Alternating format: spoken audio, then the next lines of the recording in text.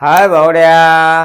कस मास्तर म्हणीन तस बघ. ऑल कॉम्पिटिटिव्ह एक्झाम मध्ये नेहमी हा क्वेश्चन विचारला जातो. Find the total number of factors of 600 म्हणजे 600चे एकूण विभाजक किती. जर आपण साध्या पद्धतीने काढायला जातो तर 2 दिवस पुरणार नाही बेटा. पण जर आपण माझ्या ट्रिक्सनं वापरलं तर तुझं 10 ते 15 सेकंदामध्ये हे गणित क्लिअर होऊन जातं. चल मग कसं मी गपकन उत्तर काढतो ते बघ. बघ 600 म्हणजे 600ची फॅक्टर काय होते माहितीये का? 20 गुणिले 30.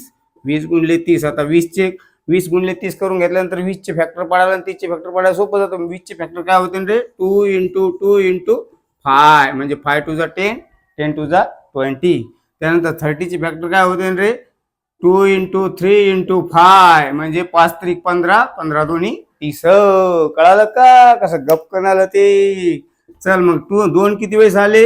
1 2 3 म्हणजे 2चा क्यूब गुणिले 5 किती वेळेस आले रे? 1 आणि 2 वेळेस. 5चा किती रे? 2 आणि 3 किती वेळेस आले? एकच वेळेस आला. कळालं का? त्यानंतर बघ हे जे घातांक आहेत हे घातांक 3, हे 3 आणि 1 त्याच्यामध्ये 1 ऍड करायचा. जे घातांक येतात ना त्याच्यामध्ये 1 1 ऍड करत चालायचं. 3 आहे तिथे किती येणार? 4. इथे 2 आहे तिथे किती येणार?